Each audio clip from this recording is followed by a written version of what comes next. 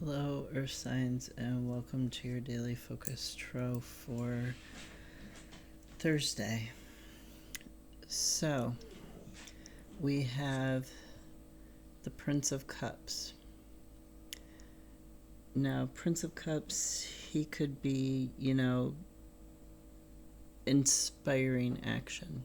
Princes are knights, so they're inspiring action. He can be idealistic and romantic. This is not necessarily about romance, but romantic in terms of idealism, like the way that he looks at things can be romanticized rather than looking at the glass half empty. He's always looking at it half full,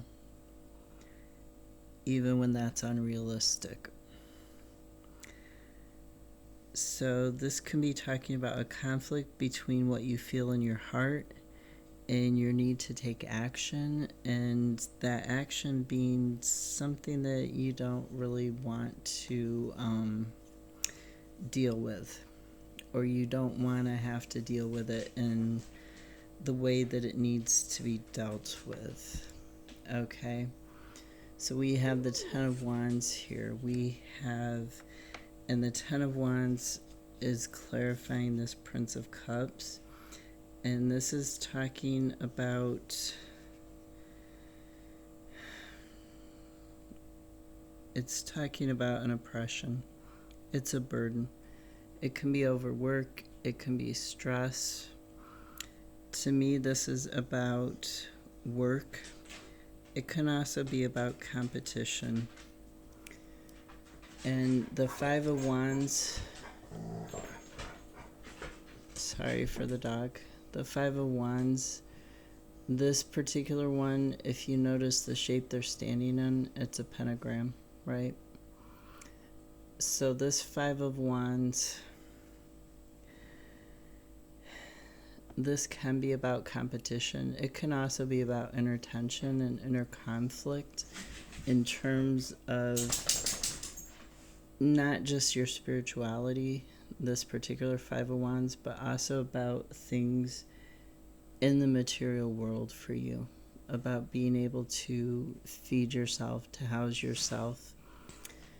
And the clarifier, Eight of Pentacles, or Eight of Pentagrams, if you want to look at it that way. You see what I mean? What I'm saying there? So Eight of Pentacles is about building your skills, and building your skills through repetition, through practicing over and over again how to make these pentacles, how to do this job, how to forge something.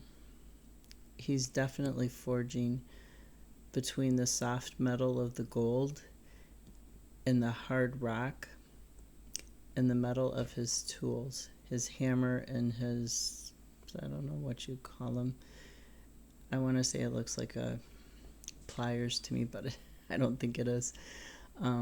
This clamp or whatever. So he's like making his own money essentially by building his skills and by mastering. He's got these two down here and this one here and all these other ones up in the air. And they're up in the air like a gateway, right? They're like the top of the gateway. And these two, they're not as good. So they're down here behind him. And he's working on this one like, okay, I'm going to get better, I'm going to get better, I'm going to get better. So, this is definitely can be about competition or tension. It can be about internal competition too. When I say tension, it can be about you feeling like I don't have my skill set together. I don't have it mastered yet. And this can leave you feeling overburdened. The other two clarifiers that came out when I asked for more clarifiers about the Prince of Cups, the Ten of Wands, the Five of Wands, the Three of Swords, and the Ten of Swords in reverse. So, like, a lot of this is in your mind, right? A lot of this is your thoughts with these swords here. So, Ten of Swords in reverse is about acceptance, it's about recovery, but it can also be about resisting an inevitable ending.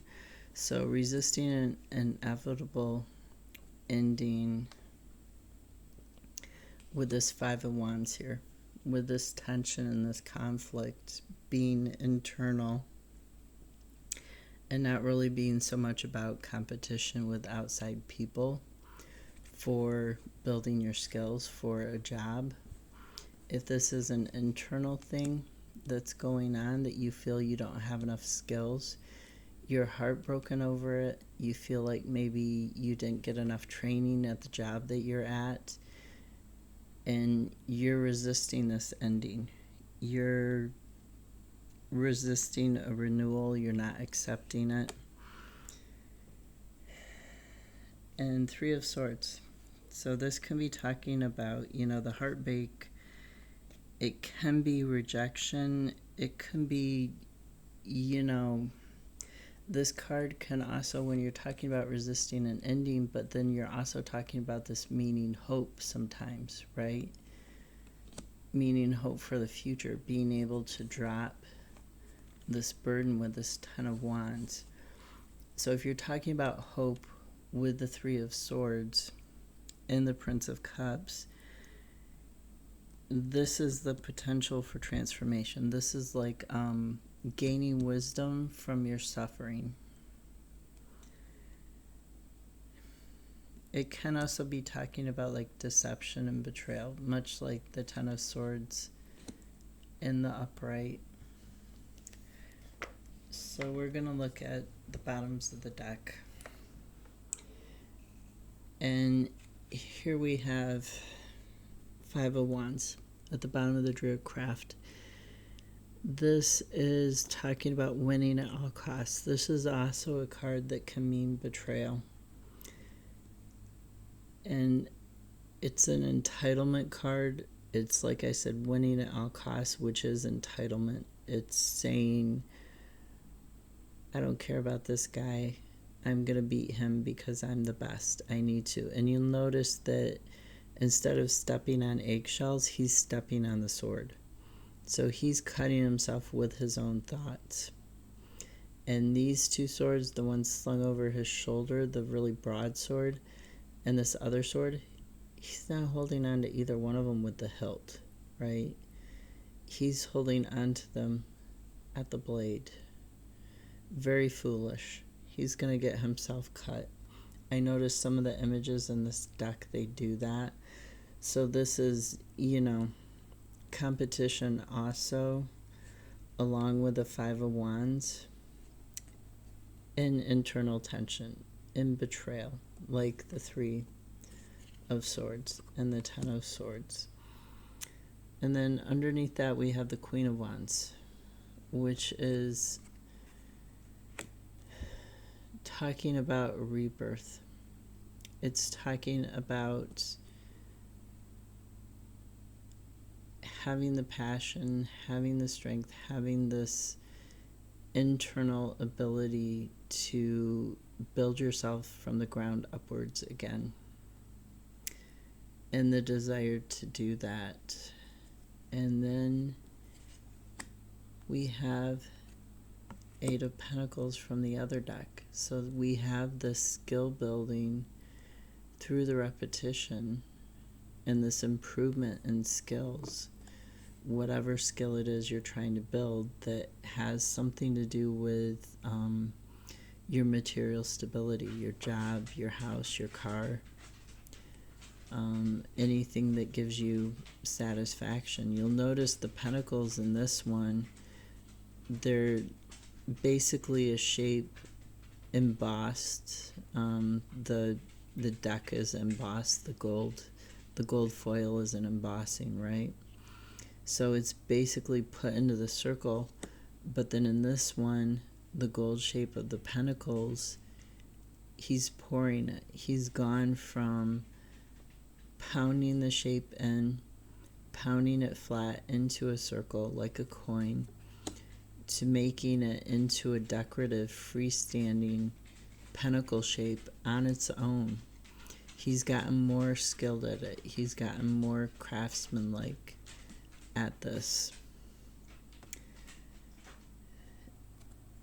And then underneath that we have Ten of Pentacles, which is the ending and the beginning, the Alpha and the Omega, the ultimate satisfaction in terms of your material well-being, having everything you could want. He's sitting on this throne of pentacles.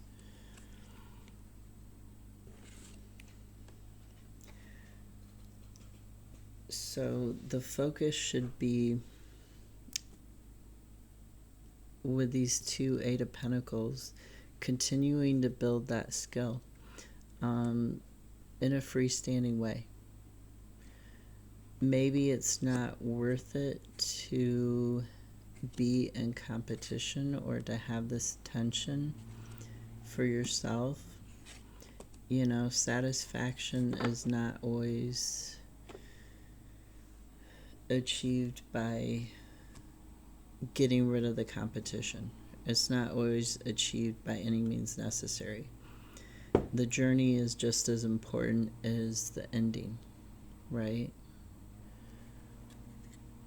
Give a think about that. Don't resist change. Don't